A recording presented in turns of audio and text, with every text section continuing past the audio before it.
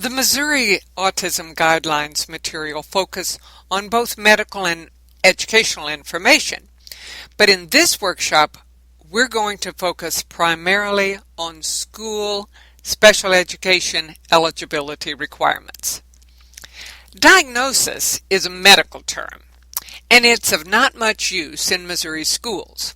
Rather, we determine eligibility for services under one of the 13 categorical disability labels in the Missouri State Plan for Special Education.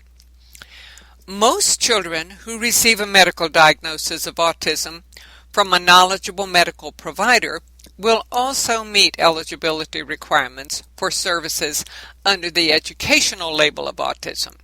But occasionally, there is a student who won't meet criteria for both a medical diagnosis and eligibility for services in the schools. Some children who have a medical diagnosis of autism may be served under the label of young child with a developmental disability if they meet those criteria. It's important to remember that a medical diagnosis of autism is not required to determine eligibility for special education and related services. The most helpful information from medical providers outlines the reasons for the diagnosis. These can be considered by the school-based team and taken into account when determining eligibility. It's appropriate for the educational and medical communities to work together on behalf of individual children, but a medical diagnosis does not mandate services. Early detection is key, and it is hoped children entering public schools at age 3 will have been medically diagnosed and will have already received services. According to the Centers for Disease Control, or CDC, an experienced professional may reliably diagnose as early as 2 years. Unfortunately, many children are diagnosed later, losing valuable treatment time. We know early intensive treatment is key.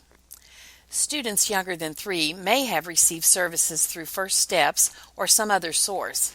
However, some children may not be identified this early. Starting at age 3, children may receive services through early childhood special education only if the school multidisciplinary team determines the child meets educational eligibility criteria. A medical diagnosis is not required for educational eligibility and, in fact, does not automatically qualify a child for special education services. The American Academy of Pediatrics recommends ongoing developmental surveillance and general screening routinely and specific developmental screening at 9, 18, and 30 months. Screening specifically for ASDs should be completed at 18 and 24 months. The MCHAT is one of the most commonly used tools, and it is printed in the Missouri Best Practice Guidelines for Screening, Diagnosis, and Assessment. Take some time now to read the MCHAT on pages 144 through 146 and read the material on screenings, pages 24 through 41. The link to the website on your slide is a valuable resource. Participants will want to explore first signs. Red flags for early detection include these areas in social interaction: lack of appropriate eye gaze, lack of warm, joyful expressions, lack of sharing interest or enjoyment, lack of response to name. My niece recently had a baby, and small as she is, when familiar people are near, we see a smile, increased movement, and obvious enjoyment. She turns her head toward familiar voices, and we all think she's a little genius. This is normal development. Although there could be many reasons for lack of these types of responses, this will alert further investigation. The presence of one of these red flags alone does not indicate autism, but rather a need to watch and investigate. While these red flags may show up early in development, it is important for you to have this information in your student's history. This will assist you in making a more informed and accurate eligibility determination. Under the category of communication, red flags could include the lack of showing type gestures, Typical development would include the child bringing things to show adults and particularly using the index finger to point to items or activities of interest. The 2-year-old twin on the left loved playing with balls of all kinds, and he would often bring them to other people to initiate play. That is the appropriate use of a gesture.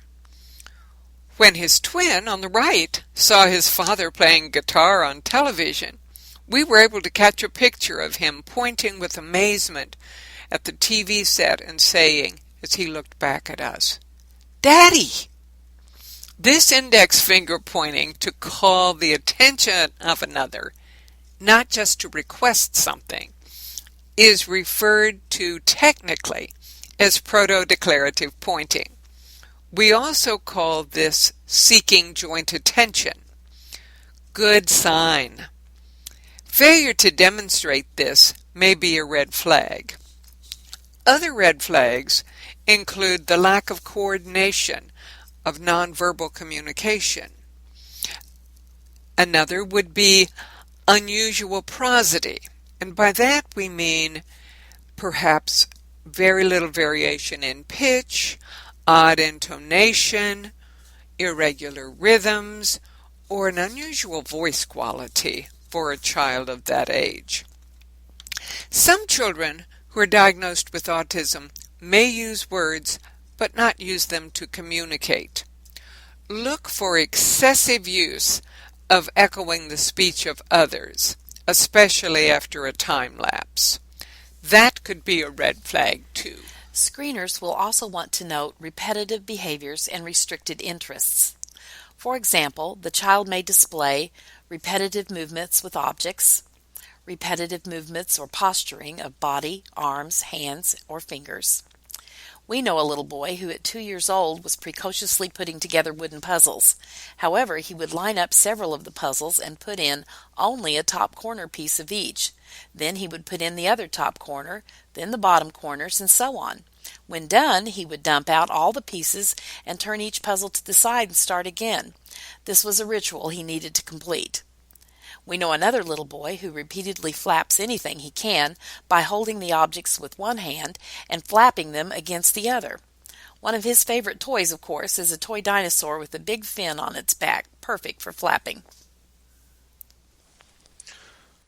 Participants should now link to firstsigns.org and view the videos presented through the site. Each individual should register his or her own account and are not allowed to download the clips.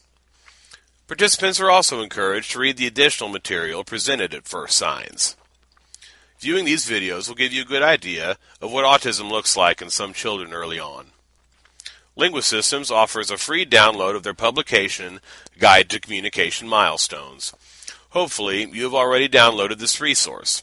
If not, do so now.